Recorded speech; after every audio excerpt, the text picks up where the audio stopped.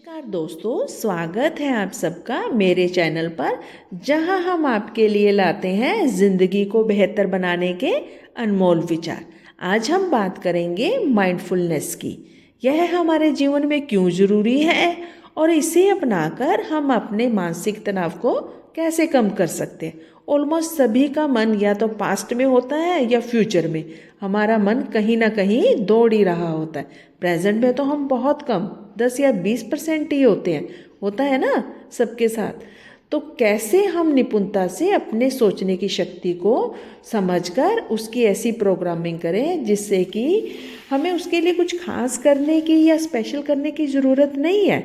हम रोज़मर्रा की ज़िंदगी जो हम रूटीन में कार्य कर रहे हैं, बस उसी को फोकस करते हुए, अवेयर रहते हुए अपने काम को करते करते अपनी प्रेजेंट और प्रोफेशनल लाइफ को परफेक्ट व सुंदर बना सकते हैं। माइंडफुलनेस यानी वर्तमान क्षण में पूरी तरह से मौजूद रहने की कला, और यह एक ऐसी प्रैक्टिस, ऐसा अभ्यास जिससे कि हम बार बार अपने मन की आदत को समझें कि हमारा मन अब भटक गया है, उसे फिर बेहतर वर्तमान में ले आए। प्रेजेंट में हम क्या कर रहे हैं उसके बारे में हमें क्या हो कि हमें पता हो कि हम यहीं पर हैं। अगर नहीं है तो इट मीन्स हम प्रेजेंट में नहीं है। अगर हमें ये समझ आ गई कि हमारा मन इस टाइम पर जो हम कार्य कर रहे हैं वहीं पर मौजूद है, तो यह तो हो गई माइंडफुलनेस की एक समझ। अब माइंडफुलनेस एक समझ नहीं है, वह एक तरह की प्रैक्टिस है, अभ्यास है। अर्थात हमारा मन जो पास्ट और फ्यूचर में भागता है ना, उसे वापस वहाँ पर लाना और उसकी प्रैक्टिस करना, ये हो गया माइंडफुलनेस।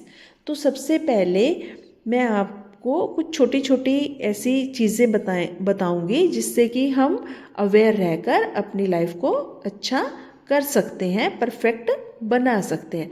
तो सबसे पहली टिप है, हम जहाँ हैं, जिस जगह पर हैं वहीं ही रहें। अर्थात हमारा दिमाग, हमारा मन, हमारे इमोशंस, हमारे कान सब वहीं पर ही हो। बहुत बार आपके साथ भी होता होगा, आप किसी से बात कर रहे हैं, आप फिजिकली तो उसके साथ, उसके सामने हैं, पर मेंटली आप कहीं और ही हैं। अर्थात आप उसकी बात सुन ही नहीं रहे हैं।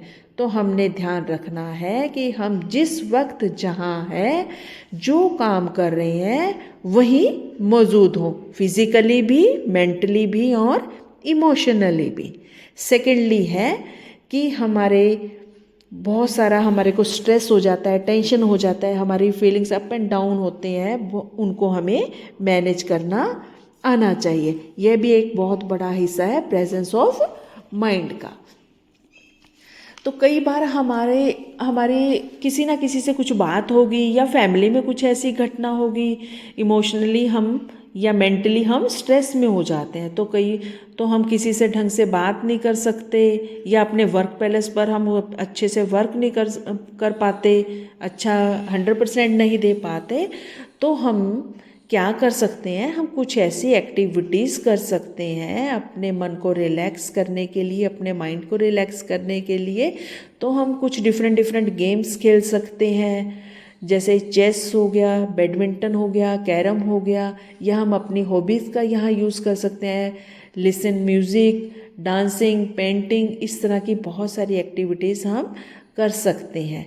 और हम क्या कर सकते हैं, हमारे अध्यात्म में भी मेडिटेशन की बात की जाती है, तो हम छोटे छोटे मेडिटेशन भी कर सकते हैं। मैं ये नहीं कह रही कि आप हार्ड एंड फास्ट कोई ऐसा पर्टिकुलर आप ध्यान करें, आप ये इजी ध्यान भी कर सकते हैं, जैसे अपनी सांस को अंदर और बाहर करना, फिर उस सांस पर हम ध्यान दें कि वो अंदर आते और जाते, उसे अगर हम देखते हैं तो ये अवेयरनेस हमें अपने माइंड को रिलैक्स करने में, सेट करने में हेल्प करती है।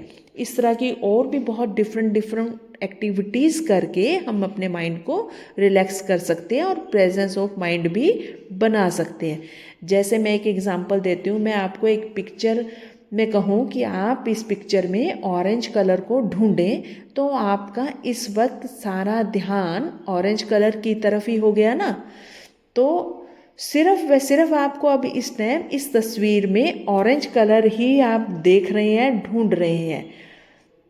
बाकी सारे कलर होते हुए भी आपका ध्यान कहाँ है? सिर्फ ऑरेंज कलर की तरफ।